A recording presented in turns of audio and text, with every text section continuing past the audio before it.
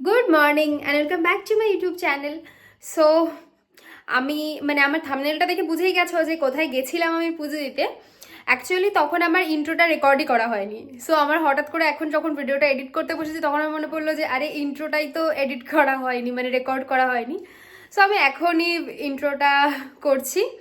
তো once again welcome back to my channel. আশা করছি সবার নিউ ইয়ার খুব ভালো কেটেছে এবং খুব ভালো কাটুক নতুন বছর।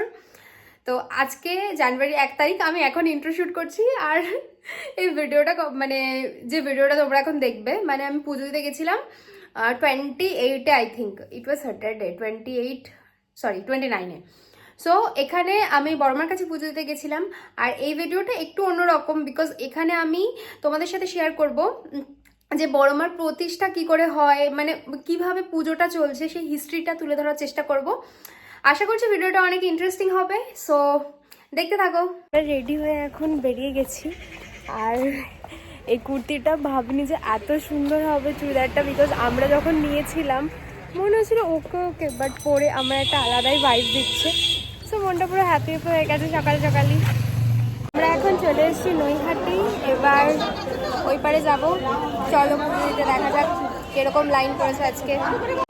বড় মায়ের পুজো প্রতিষ্ঠা হয় আজ থেকে প্রায় 1 শতাব্দী আগে, যখন ভবেশ চক্রবর্তী নামে একজন যুবক নবদ্বীপ যাওয়ার পর স্বপ্ন দেখেছিলেন এক বিশাল মূর্তি। আর কি নৈহাটি ফিরতেই তিনি তৈরি করেন কালী মায়ের 22 ফুটের মূর্তি, যিনি এখন বড় মা নামেই পরিচিত। তবে থেকেই চলে আসছে নৈহাটির এই বড় মায়ের পূজা। প্রত্যেক অমাবস্যায় এই মন্দির সেজে ওঠে এক নতুন অপরূপ সাজে। শয়ে শয়ে লোকের ভিড় হয় মায়ের এক সুন্দর। আমরা এখন লাইনে দাঁড়িয়েছি আর বড় মায়ের তিলকও পরে নিয়েছি। এখন বাজে 9:42, দেখা যাক কখন গিয়ে আমাদের পুজোটা কমপ্লিট হয়। এখানে লাইনে দাঁড়ানো অবস্থায় প্রায় 3-4টে দোকান তো আমরা পেয়ে গেছি, যেখানে বড় মায়ের ছবি বিক্রি হচ্ছে। তোমরা এখান থেকে কিন্তু বড় মায়ের ছবি কিনে নিয়ে যেতে পারো, অনেক সুন্দর সুন্দর ছবি। কত লাইন, আমরা অলরেডি লাইনে দাঁড়িয়ে রয়েছি, 1 ঘন্টা হয়ে গেছে। আর কতক্ষণ দাঁড়াতে হবে এখন শিওর না আমি। আমরা এখন ওই মন্দিরে আছি যেখানে আগে বড় মায়ের পুজো হতো, এখন শিফট করা হয়েছে ওদিকে। অনেকে এখানে পুজো দিয়ে যাচ্ছে, অনেকক্ষণ লাইন দিতে হচ্ছিল বলে। তো আমি একটু প্রণাম করতে এখানে চলে এসেছি। এখন ফাইনালি আমরা বড় মায়ের মন্দিরের কাছে পৌঁছেছি। ওই যে বড় মায়ের মন্দির দেখা যাচ্ছে, এটা পুরো 2 ঘন্টা 2.5 ঘন্টা দাঁড়ানোর পর। এখানে দেখতেই পাচ্ছ কত ঢিল বাঁধা রয়েছে। অ্যাকচুয়ালি এখানে বড় মার কাছে মানত করলে কেউ কোনোদিন ফিরে যায় না, এটা সত্যি কথা। আর আমিও আমার ক্ষেত্রে অনেক প্রুফ পেয়েছি।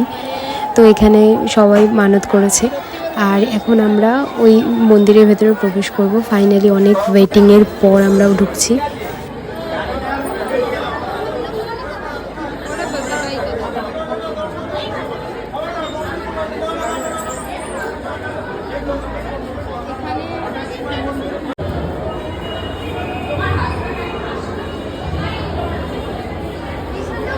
ফাইনালি বড় মায়ের মন্দিরে আমরা প্রবেশ করেছি। এখানেও অনেক বড় লাইন।